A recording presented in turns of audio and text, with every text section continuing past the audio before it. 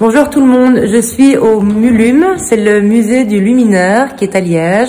J'ai ici avec moi Philippe Tate qui est conservateur de ce musée, on peut l'appeler comme ça? Conservateur et créateur du musée. Voilà Philippe, voilà. Pour apprendre le principal, la différence entre l'huile et le pétrole, parce que quand on amène des lampes à huile à affaire conclue, il arrive que vos experts les confondent avec des lampes à pétrole. Hein. Donc, je suis en train de montrer à vous un peu la différence, c'est toujours bien. Voilà. C'est pas une affaire d'argent, c'est une affaire technique et historique. Voilà, et là on est justement sur le Crasset. Je vous emmène en voyage au 6e siècle. Nous parlons de la lampe à l'huile végétale. Donc il y a d'abord eu l'huile animale il y a 30 000 ans, hein, les hommes préhistoriques, puis l'huile végétale il y a 10 000 ans, puis pour finir, dans l'Antiquité, les formes des lampes vont évoluer, ce ne seront plus des pierres, ça va être des pierres taillées, travaillées, puis chez les Romains et autres, de la terre cuite, du bronze travaillé, etc., etc.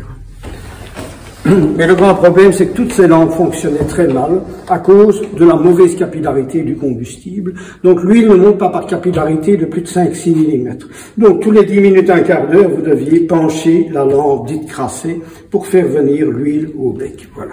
Et ça, tant que ce type de lampe-là sera utilisé jusque la Révolution française et même par après. Aujourd'hui, on fabrique encore des crassets modernes dans le Maghreb, par exemple, et ils fonctionnent aussi mal qu'il y a 5000 ans parce qu'il n'y a pas d'espoir. Et la première grande invention, c'est le moine italien Flavius Cassiodorus en 505. Florius, comment tu l'appelais? Flavius Cassiodorus. En français, Cassiodore. Donc en 550, il invente l'abreuvoir d'oiseaux. Vous pouvez acheter toujours ça en plastique pour la cage des canaris, des perruches et autres. On le remplit d'eau, on le retourne, c'est la pression atmosphérique qui maintient le liquide. Quand l'oiseau boit, il crée une dépression d'air, l'air monte, exerce après une pression vers le bas, le va de Torricelli, et qui amène chaque fois l'eau en proportion de ce qui est consommé. Et vous avez une lampe qui va fonctionner donc non plus 2 heures, 2 heures et demie, mais 6-7 heures. Et lui, il va être tout le temps amené au bec. Donc c'est un grand progrès au 6e siècle. Donc le premier grand progrès sera la métallisation de la lampe de Cassiodore. Il faudra attendre la Renaissance, 1550, pour qu'un autre Italien, Hieronimo Cardano, métallise la lampe de Cassiodore. Et voilà à quoi elle va ressembler, métallisée. Mais elle ne plaira pas, plus ne regardez pas le bec, regardez la forme. Donc il y aura certaines formes qui vont être utilisées dans les églises, c'est à peu près le seul succès. Un autre progrès va être le système des mèches flottantes. Ah tiens, oui. Dans toutes nos églises et nos cathédrales, regarde, verre rouge, présence de l'Esprit Saint. Oui. Donc on mettait la mèche sur un petit flotteur en liège, percé d'un trou, avec un petit disque métallique. Et au début de la soirée, la flamme est au-dessus. Oui, et donc, toute la journée, dans les sanctuaires, eh bien, la flamme ça brûle. Moi, je flotte un peu. Attention, tu vas te... Oui, je vais frotter sur ça. Oui, parce que lui, il fait des taches partout. Hein. Bon, horreur, ça n'est aperçu. Dans l'islam, ils vont faire la même chose. Le monde musulman va utiliser, regarde, la magnifique lanterne, là, avec les verres bleus. Oui. Ah oui, c'est le même principe, oui. C'est pas un pied de vache. Dans chaque verre bleu, eh bien, tu as une mèche flottante, comme ça. Toute cet angle droit-là, eh bien, tu vois les progrès de plusieurs siècles. Hein, le monde juif, le monde musulman chrétien et le monde asiatique, pas du tout en guerre, qui s'harmonisent avec toutes ces lumières-là. Mais enfin, en résumé, c'était des lumières plus de sanctuaires que de palais. Hein? Donc c'était quand même, ce n'est quand même pas ça qui va, je vais dire, provoquer la révolution dans l'éclairage. Qu'est-ce qui va provoquer la révolution? Enfin, on y arrive. Regarde. Les techniciens se disent au XVIIIe siècle que c'est quand même dommage qu'une lampe qui fonctionne mal, hein, avec une petite flamme, qui est la même flamme que les chandelles et les bougies, nous apprendrons la différence entre la chandelle et la bougie, et d'où vient le mot bougie. Oui. Hein, beaucoup de gens ne savent pas. Ah, moi je l'ai su, mais je ne sais pas d'où vient le mot bougie. Tu le sauras. C'est un nom de lieu et pas d'un monsieur. Ah tiens, ok. Voilà. Alors, regarde, toutes les flammes des chandelles et des bougies sont grandes comme ça. Les flammes des mauvaises lampes à huile sont grandes comme ça. Et là, la seule lampe qui fonctionne bien, l'abreuvoir d'oiseau, qui éclaire non plus 2 heures, 2 heures et demie, mais 6-7 heures, a la même flamme. Alors on se dit, à quoi ça sert d'avoir une lampe qui tire 6 heures, ou 6-7 heures, qui a la même flamme que la mauvaise. Ouais. Et la grande révolution, ça va être, il faut un bec qui éclaire plus fort, ça va être le bec d'argan, ici. Ah, le bec d'argan. Donc ça, Ami argan à Paris. Ça, c'est Crasset, d'accord. Comment alors avec la petite donc toutes les lampes qu'on a vues ici au-dessus, les mèches flottantes, et ça c'est les mèches. Ça ce sera la mèche ronde. Hein, on utilisait depuis la préhistoire, enfin la mèche ronde c'est une mèche plate tournée en rond entre deux tubes avec un courant d'air. Regardez les trous qui sont là en dessous. Un courant d'air par en dessous et par au-dessus pour donner une flamme qui va beaucoup mieux éclairer. Tu le vois mieux au bord. Courant d'air par en dessous et par au-dessus. Ici. Voilà. Alors cette mèche ronde va éclairer, non pas comme une flamme comme ça, mais comme minimum 10 flammes comme ça. Et là, le miracle se produit. Alors, pour que la flamme ne bouge pas, Argan va mettre un verre qui va augmenter le tirage et donner plus de luminosité. Il était malin, lui. Oui, 10 flammes. Alors c'est magnifique. Tous les riches qui détestaient l'éclairage à huile, sauf celles qui ressemblaient aux lampes romaines, etc., disent « Ah, mais on veut tout ça sur notre bureau, ça éclaire comme 10 flammes, il n'y a pas besoin de 10 becs, on a un seul bec et ça va. » Sur un lustre, il y a 4 becs, ça fait 40 flammes. Si le lustre a 8 becs, 80 flammes. Et le miracle, en 1783. Magnifique. Tout le monde, tous les riches veulent ça. Hein? Alors, quand je vois l'évolution, alors entre maintenant en 2021 où on est au LED et 1780, il y a une plus grande évolution de la technologie et de la manière de... Oui, parce que le 19e siècle est réindustriel, ça c'est écrit partout, mais on va y arriver. Hein. Donc tout va se exploser d'un coup. Alors, les verres français cassaient assez vite. Alors Argan, parce qu'il n'avait pas pris de brevet, même Louis XVI avait vu ça, tout le monde était amoureux de la lampe d'Argan, mais il va en Angleterre faire des verres plus résistants. Pendant qu'il est parti, 2 fabricants français vont copier son invention, 2 Parisiens. Et ça, c'est un des noms qui empoisonne la vie de tous les vrais collectionneurs qu'on entend partout. Alors, qui sont ces 2 copistes? Antoine Lange, ça ne vous dit rien du tout. Le deuxième, Antoine Quinquet. Ce foutu nom Quinquet, que la plupart des gens appellent des lampes, en confondant toutes les lampes. Les quinquets, on dit toujours pourtant que c'est le verre qui englobe là. Oui, mais seulement, non. Donc, je pensais que c'était liégeois même, ce mot. C'est un quinquet. Ils confondent tout. Quand vous regardez sur eBay, chers vendeurs, etc., vous voyez vente de quinquets, etc. C'est incroyable. Pourquoi est-ce qu'on n'appelle pas la voiture automobile fiacre ou quelque chose comme ça, hein, ou votre manteau, une peau de bête préhistorique? On emploie un mot qui a été dénaturé pour des lampes qui n'ont plus rien à voir. Alors, comment est-ce que ce nom-là est né? C'est facile. Donc, c'est pendant la Révolution. Hein, donc en 1784, quand Quinquet et Lange fabriquent des lampes comme ça en copiant la lampe d'Argan, il y aura procès, etc. Puis la Révolution permettra à tout le monde de fabriquer, soit. Mais pourquoi est-ce que le mot a été employé par le peuple? Pas à Liège, à Paris, et puis en France. Parce que, mettez-vous à la place des gens du peuple, hein, il était plus facile de dire Quinquet que de dire lampe d'Argan à double courant d'air, lampe Lange à double courant d'air. Voilà pourquoi le peuple a confisqué un nom facile à dire. Le problème n'est pas que l'expression soit venue, le problème c'est qu'elle est revenue. Comme les gens appellent néon tous des tubes qui n'ont rien à voir avec les néons, mais on n'a pas le temps d'en parler. Donc le néon est uniquement une lumière rouge et pas du tout tous les tubes blancs que les gens appellent des néons. Le bic pour tout ce qui est écrit et le quinquet pour toutes les lampes. Donc vous savez maintenant la grande différence. Toujours est-il qu'on revient à l'histoire, cette lampe-là va être la lampe la plus pratique qui va éclairer le mieux. Mais les progrès ne vont plus s'arrêter. On arrive au 19e. Là. Et à ce moment-là, on se rappelle que dans l'Antiquité, on a écrit que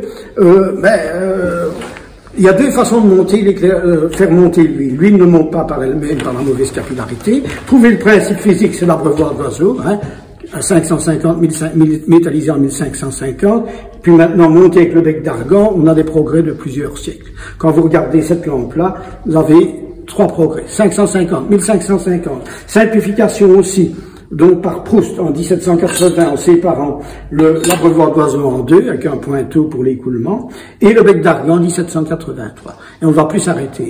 Chandelier des bougeoirs, il y aura la lampe astrale, que parfois sur eBay on appelle Carcel, c'est pas vrai, la voilà. Donc elle est née à Paris aussi, 1803, voilà, le bec d'Argan au milieu et autour un réservoir cylindrique. Voilà. C'est ça. Mais alors on dit, mais si on veut que l'huile soit en dessous, c'est impossible. Hein? Ah oui, parce que tu me disais que ça doit être normalement à même hauteur. oui. Une copie des lampes de l'Antiquité, l'huile est sur le côté, les lampes antiques aussi, le crassé aussi avec le bec qui relève un peu, les vases communicants, enfin voilà. Voilà ici une très belle lampe islamique, mais voilà, la plupart des becs se sont éteints à cause de la mauvaise capillarité, parce que je ne l'ai pas penché et tout. Avec la lampe d'argan, il n'y a plus de problème là. Alors, quel va être le progrès? Si on trouve un mécanisme pour élever l'huile du bas vers le haut, on règle les problèmes. Et ça, ce sera l'horloger à Paris, Guillaume Carcel. Voilà Carcel. Voilà, il a inventé. Okay. Ouais. Donc c'est pas du tout ce qu'on monte sur eBay. Donc dans la lampe, les premiers brevets 24 octobre 1800 ressemblent à des colonnes, c'est des colonnes impériales. C'est ça. Donc vous avez un mécanisme d'horlogerie qui est à l'intérieur, qui commande un système de pistons qui se meut dans un corps de pompe qui est dans le réservoir. Donc le mouvement d'horlogerie est en dessous du réservoir, donc en dessous de la lampe. Il est relié par un corps bien manivelle et tout pour pas que l'huile coule, hein, bon, pour ceux qui arrivent, encore bien. Et à l'intérieur du réservoir, vous avez un corps de pompe où la pression va être faite par un système de pistons. Donc Carcel, c'était un simple piston à double effet. Mais il était quoi, horloger à la base? Comment? Il était horloger. Ah, il était horloger, c'est ça. Horloger à l'époque de Napoléon. Pourquoi? En 1836 sera brevetée à Paris, regardez-la bien, la lampe à modérateur. Alors, la lampe à modérateur, donc c'est bien ça qui veut bien ne pas se tromper. Hein? Oui, la lampe à horlogerie se reconnaît en général au trou en dessous pour remonter. C'est pas une boîte à musique qu'on remonte, mais un mouvement d'horlogerie. Hein? Oui. Voilà. Tandis que la modérateur, c'est de l'autre côté du monte-mèche, vous avez une clé qui n'est pas pour remonter la mèche, mais remonter un ressort. Donc il y a un engrenage qui traverse la lampe, et vous avez un ressort. Oui, écoutez, voilà, je suis en train de remonter ici, l'engrenage remonte le ressort au maximum vers le haut. Quand on arrive au-dessus, on lâche la clé, le ressort se détend, le piston, qui est un piston en cuir, va s'ouvrir, pousser l'huile, et l'huile va monter au bec directement. Et va venir. Tout le modérateur, en fait, c'est ça qu'on appelle le modérateur. Pas encore. Donc ça, c'est le même, le résultat est le même. Donc le système de ressort avec un piston a le même résultat qu'un mouvement d'horlogerie qui commande un corps de pompe. Le but est de faire monter l'huile. Donc l'huile arrive au-dessus au bec. Ouais. La différence, où viendra le mot modérateur, c'est qu'avec la force du ressort qui est trop grande, l'huile va monter si on laisse le canal ascensionnel qui est relié au bec d'argan, si on le laisse vide comme dans la lampe horlogerie, l'huile va monter trop vite et redescendre trop vite. Donc on a mis une aiguille d'acier, comme tu dirais une aiguille à tricoter, dans le canal ascensionnel pour modérer, réguler la montée et la descente. Ah, je comprends mieux maintenant, ok, d'accord. Brevet Paris, Franchot, 1836. Le Ténérin-Imbert apporteront encore des progrès, mais voilà. Alors, si tu veux voir, ou que nos amis français qui sont à Paris aillent voir, il faut qu'ils aillent au musée des Arts et Métiers et ils verront les 2 premières Carcel du monde qui sont... C'est beau ça, hein, c'est vraiment un... Oui, mais c'est grâce à nous qui les montrent. Hein. Il y a monsieur Demange qui est un grand collectionneur français qui a fait la préface de mon livre et nous avons demandé au musée des Arts et Métiers, il les avait dans les réserves pour qu'ils les montrent. C'est encore une fois historique. C'est fou ça, hein. C'est vraiment, c'est des très jolies lampes. Je trouve que aussi la finesse... Et voilà les bronzes et les porcelaines. Oui. Mais quand tu amènes ça, quand tu amènes ça à beaucoup d'antiquaires, ils voient un bronze, un bec, un verre. Mais oui, mais c'est parce qu'on ne connaît pas l'histoire, évidemment, bien sûr. Alors, la modérateur, voilà. Quelle affaire, on pourrait passer des heures ici à regarder, il y a tellement... Heures, ils passent des heures. Voilà, le même système, tu vois le ressort avec le piston. Oui, d'accord, ok. Ah oui, ça c'est avec le ressort et donc on remonte. Et voilà, alors, regarde, le modérateur a choisi récent. Voilà, c'est ça que je voulais voir. Une aiguille d'acier, voilà. Une aiguille d'acier qui est dans le tube ascensionnel et qui empêche l'huile de monter trop vite et de redescendre trop vite. Incroyable. Alors là, c'est ingénieux, hein, comme... Alors là, l'intérêt... Elle met sous pression, sous la pression exercée, elle veut sortir. Et l'intérêt de la lampe à modérateur par rapport à la lampe Carcel et type Carcel, puisque les autres, on les appellera type Carcel. Hein. Donc c'est encore une erreur quand on désigne lampe Carcel, toutes les lampes à horlogerie. Non, Carcel c'est 1800-1812, il est mort. Après, d'autres lampistes ont continué en modifiant les pompes. On appelle ça un lampiste, d'accord. Oui. Donc Turagagnot, Gotten, Rimbert, etc. Il faut dire lampe mécanique ou type Carcel, c'est d'accord. D'accord. La lampe modérateur, alors là il y a un modèle pour les pauvres. Et un modèle pour les riches. Mais oui, le travail fait que plus noble, tel que la porcelaine, le bronze, pour les personnes avec des moyens plus importants. Alors, le piège, évidemment, qu'il faudrait dire aussi bien aux antiquaires d'affaires conclues que d'ailleurs. Bon, on leur amène une lampe en porcelaine chinoise ou en porcelaine française.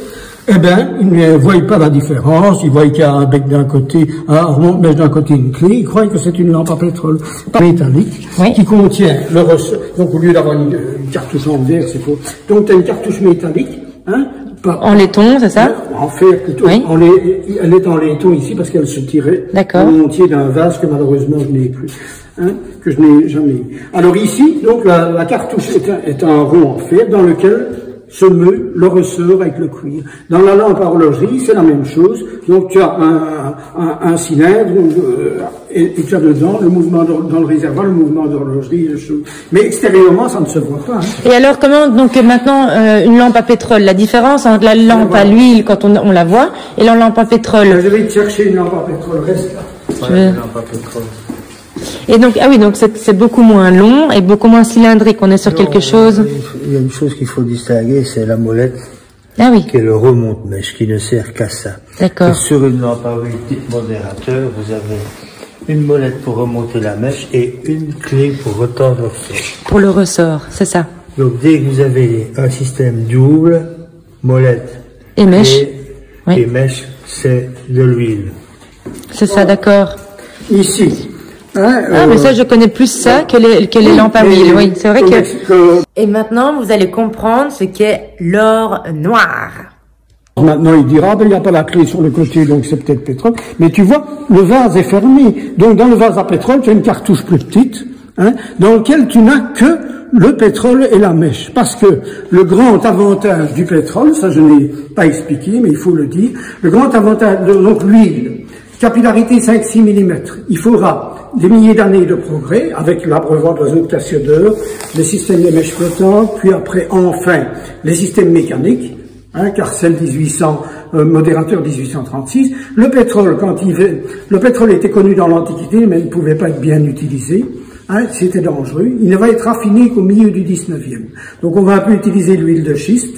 Mais il y avait peu d'endroits où il y avait, hein, Ardèche, Écosse, Sardaigne, et le pétrole de Rangoon, ça c'est l'Empire britannique. Et à l'époque de la guerre de Crimée, on va commencer à raffiner le pétrole et l'utiliser. Et on s'aperçoit que ça c'est la grande différence à bien noter, que le pétrole n'est pas une huile végétale ni animale, c'est une huile minérale. Minérale, c'est ça, oui. Qui, raffinée, a comme grand avantage une capillarité non plus de 5-6 minutes, mais de 12-13 cm. Donc avec le pétrole, vous n'aurez en principe jamais besoin d'un principe physique pour amener le liquide au bec, ni besoin d'un réservoir surélevé, même s'ils en ont fait, hein, et vous n'aurez jamais besoin d'un système mécanique. Le pétrole monte tout seul, et ça c'est l'avantage. Voilà pourquoi, en 1859, le pétrole, il est partout, on ne peut l'utiliser nulle part. Les Britanniques préservent le pétrole de Rangoon, l'Empire russe, le pétrole du Caucase, il le garde. Et où est-ce qu'il est le pétrole partout en Orient? Il dépend de l'Empire ottoman. Et donc en Europe alors, qu'est-ce qui se passe? Ah ben voilà, il y a du pétrole partout, on ne peut pas l'utiliser. La guerre de Crimée, 1854-56, l'histoire avec moi, c'est les dates et tout. Hein. Et donc, la guerre de Crimée ne va rien arranger. Et donc, c'est la pauvre petite Pologne qui a son premier puits en 1853, elle va couvrir toute l'Europe. Alors imaginez, en 1859, à la place d'Abraham Lincoln, le théâtral Donald Trump, s'il avait été là, qui aurait dit au monde, mais qu'est-ce qu'on s'en moque du pétrole de l'Empire ottoman et de l'Empire russe, venez chez nous aux États-Unis, on a des millions d'hectolitres à vendre. Pennsylvanie, Old Creek, 1859, la rue est vers l'or noir. C'est comme ça que ça va démarrer. Et donc la plupart des lampes à pétrole vont un peu être fabriquées un peu en Europe de l'Est, puis tout de suite en Amérique. Et l'industrie des lampes à pétrole comme ça, à partir de 1860, est partie en vrille. Au détriment, va être sous Napoléon III concurrent des lampes à huile. Donc c'est pour ça que les lampes, vous pouvez confondre et voir, bon, elles sont faites au milieu du 19e siècle. Mais après, vers la fin, la courbe s'intense. Les lampes à huile vont disparaître avec le 21e siècle. Avec le 20e siècle. Oui. Il n'y a plus que les lampes à pétrole. Donc vous avez ici quelqu'un qui a 100 ans, il n'a jamais entendu parler des lampes à pétrole. Alors, il n'y a pas d'éclairage public avant le 17e siècle. Nous n'avons pas le temps de dire les expériences qui ont été faites. Il y en a eu partout. Hein? Bon, on n'a jamais empêché qu'il y ait un village ou quoi de mettre une lanterne. À Pompéi, il y avait 2 rues éclairées avec des lanternes dans lesquelles on mettait lampe à huile ou une chandelle éventuellement. On va expliquer aussi chandelle et bougie. Alors, pas d'éclairage public. À Paris, tu sais combien il y avait à Paris, ce sont des Parisiens, combien de lanternes est-ce qu'il y avait au Moyen-Âge? 3 pour la ville de Paris. Allez! Oui, parce que c'est plus la ville de Paris de ce qu'on connaît maintenant au Moyen-Âge. Absolument. Voilà. Alors, donc, le problème se pose. Tous les gens qui sortaient, les gens riches devaient être accompagnés de gardes armés, porte-lanterne, porte-torche, etc. Hein, donc c'était bien beau. Et c'est Louis XIV, le roi Soleil, qui en 1667 va imposer partout où c'était nécessaire des lanternes qui seront sur des consoles en bois ou métalliques, hein, où on pourrait descendre avec des cordes goudronnées à hauteur pour les allumer. Mais, il y a un mais. Oui, la chandelle, comme la bougie qui viendra. Je vais t'expliquer la différence. Toutes les heures, il fallait la moucher. Donc, si une nuit durait 6 heures, 5 fois, il fallait descendre la lanterne et couper la mèche. Tous les propriétaires des maisons, pas les locataires, devaient le faire eux-mêmes ou payer quelqu'un. Donc, ça va pas très bien marcher. Il y a une expression typique de cette époque-là, les économies de bout de chandelle. On coupait la chandelle en deux, moitié. Voilà. Donc, ça va pas bien marcher. Maintenant, je comprends mieux l'expression. Les économies de bout de chandelle. Ah ouais, mais chandelle par les deux bouts à Fontainebleau, on avait mis des chandelles à l'horizontale, on les allumait, ça faisait des flammes. J'adore, c'est terrible. Alors, 1667, 2 ans après, les Hollandais, beaucoup plus malins, à Amsterdam. Pascal, ça c'est pour Pascal. Ils vont mettre l'abreuvoir d'oiseaux métallisé de Cassiodore Cardan. Et donc là, au lieu d'avoir une chandelle qu'il faut moucher toutes les heures, on a la lampe Cardan, l'huile est amenée tout le temps, hein, tous les 10 minutes, et on a une lampe qui fonctionne pendant 6-7 heures. Et enfin, miracle, au milieu du XVIIIe siècle, ça c'est, ils inventeront la plus belle des lanternes, là. C'est beau ça, hein? C'est la bourgeoise de Château-Blanc. Bourgeois de Château-Blanc, monogramme 1769. La plupart de ces lanternes étaient suspendues par des cordes goudronnées. Maintenant, nous avons mis un câble d'acier. On pouvait la monter et la descendre. Et elle a son abreuvoir d'oiseaux. C'est un allumeur de réverbère. Un allumeur de réverbère. Voilà, exactement. Ah ben voilà. Oui, parce que je cherche toujours le mot. Je pensais qu'il y avait un mot particulier pour ça, un allumeur de réverbère. Mais ça ne vient pas du gaz, donc comment... D'où les allumeurs, quand on dit tu n'es qu'un allumeur, en fait, on allume la flamme ou comment? Oui, mais le mot réverbère ne vient pas du gaz. Le mot réverbère, c'est le réflecteur à feuille d'argent qui réfléchit la lumière. Donc le vrai nom, c'est lanterne à réverbère, ce fut d'abord pour l'huile. Voilà encore un mot qui sera récupéré par après pour le gaz. Voilà pourquoi. Un peu comme l'histoire du quinquet. Sauf que là, c'est un peu plus plausible. Donc voilà, le réflecteur, c'est la feuille d'argent. Le réflecteur à la feuille d'argent. Pour les réverbères, donc 1760 et des, on était à mèche plate comme ça. Il y a eu ce système-là, puis vers 1809, on a dû mettre ce système-là comme ça. Un peu. Donc nous l'avons récupéré comme ça à Tours, on a fait 2 fois 700 km pour aller la chercher. Voilà. Quelle histoire, elle a un beau parcours. Hein, alors, le mieux encore, donc les Français adoptent ça, hein, c'est magnifique. Et maintenant, on a fait un bond en avant et on est au 19e, on va parler du gaz. Et quand le gaz va venir au début du 19e, eh bien, le mot réverbère va passer pour les lanternes. Vous avez une lanterne parisienne à 4 verres. Alors, maintenant, raconte-moi un peu. Donc, bougie, chandelle. Donc, c'est la graisse végétale et animale. On fait des chandelles en cire d'abeille. Les chandelles, c'est ça. Voilà. D'accord. Voilà. N'est-ce pas? Donc, c'est le port d'Algérie qui exportait la cire d'abeille au 7e ou 8e siècle. Donc, bougie, ça fait... En arabe, Béjaïa. En français, Bougie. Tu vas en Algérie aujourd'hui, tu verras le port et la ville de Bougie. Allez, voilà. Ok. Ben, merci pour la petite explication. Comme ça, je rentrerai chez moi moins biaise. Ah, tiens, des vases Marie en porcelaine, j'en ai... Donc ça j'en ai appelé. On rapporte ça. Ils te diront tout de suite lampe à pétrole, mais ça pourrait être une lampe à huile. Si on soulève... Lampe à huile, le bec serait différent. Par exemple, si c'est une modérateur, si tu as retenu, tu aurais un bec plus haut avec d'un côté un mèche et une clé. Si c'est une horlogerie, il faut enlever la cartouche qui se glisse dedans, le cylindre, tu aurais le trou pour remonter. Le trou ne sera pas fait dans le vase en Imari. Quoi qu'il y ait parfois des vases et en dessous, dans le pied en bronze, sur la place pour le... C'est ça. Mais ça. Donc, alors oui, c'est ça. Donc, si on répète ça, alors on a les lampes mécaniques. C'est soit avec donc c'est toujours un remonté mécanique, on remontera toujours. On remontera. C'est ça. Et puis alors les lampes à pétrole, il n'y a plus vraiment, puisque ça monte tout seul, il n'y a plus besoin d'avoir un effet de roulement. Oh, je suis vraiment une bonne élève. Je pense que je vais sortir d'ici. Le cerveau qui fume. Mais il faut bien expliquer Oui, parce que tu es un amateur de voilà. Et ding. Ça c'est bien dit. Oui, tu es un amateur éclairé, donc tu vas regarder la rareté. Pour la majorité des clients, et même pour moi, c'est plutôt ça que l'époque. Oui. la beauté, l'époque et peut-être pas la rareté parce qu'on ne connaît pas assez. Art Nouveau, Art Déco. Mais bien sûr. Et souvent on ne reconnaît pas la différence entre Art Nouveau et Art Déco. Et c'est vrai que là on a vraiment le système, enfin tous les ornements végétaux avec les couleurs pastel, le vert d'eau et le rose saumon. Et puis là on a le côté très géométrique de l'Art Déco. Les Chinois ou les Japonais. Hein. L'Hermei, c'est 1860 au Japon, hein, le Satsuma. Hein, heureusement que tout est parti avant 45, c'est ce qui s'est passé. Hein. À Satsuma, c'est l'île de Nagasaki. Donc tous ces vases, ils envoient la boule, un trou au-dessus, un trou en dessous, et ce sont les lampistes parisiens ou ailleurs qui commencent à faire le montage avec le pied, ceux qui relient, les cartouches, tout ce qui doit maintenir. Hein, oui, tout à fait, c'est ça. Ah, mais je ne savais pas que, alors c'est ça, qu'il y avait alors un trou en dessous du vase, si on peut l'appeler comme ça, la structure, et au-dessus alors pour faire passer la lampe. Au 19e, il y avait des productions que pour... Mon père pendant la guerre, voilà. Ah, oui. Et si on donne, ici, quelle est ta plus belle lampe? Ou en tout cas, qu'est-ce qui te fait chavirer à chaque fois que tu regardes, si c'est un objet ou un... C'est laquelle? Demande un peu à mon ami. Il y a des lampes exceptionnelles, oui. Mais elles sont toutes un peu, chacune à une âme. Voilà. Et si elle pouvait parler et nous raconter tout ce qu'elle a entendu au coin du feu, ou dans une lumière tamisée du 19e, du 18e, du 17e, du 16e, etc. Oui. C'est charmant. Donc une lampe nous parle, quand on remonte le ressort, elle nous parle. Quand lui, il arrive au-dessus, ça nous parle. Quand la flamme vacille sous un courant d'air, elle nous parle. Donc, il y a beaucoup de choses. Oui, je crois que je n'aurai pas une réponse.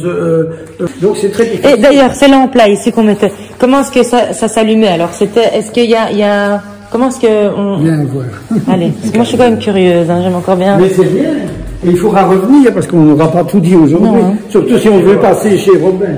Oui. Regarde ici, on n'aura pas le temps d'y aller une autre fois. Regarde ici, belle lampe à modérateur avec des bougies sur le côté, un lustre à gaz très beau. Voilà, ça on reconnaît le lustre à gaz parce qu'il y a un gros, justement, une ligne tubulaire qui remonte et qui faisait laisser passer le gaz. Et donc, oui, c'est ça. Et à l'intérieur, c'est quand même assez épais et tout passait par. Et là, ça permettait de couper. Oui, ça j'adore moi ça. Je suis une voilà. Voilà un très beau lustre à trouver, le salle à manger. Il y a des becs à flammes sur le côté. Mais ça j'en ai déjà vu aussi ça. Bec avec des imitations de bougies et des globes, le bec d'argan, parce que le bec d'argan a été adapté pour le gaz en 1809, pour le pétrole en 1865.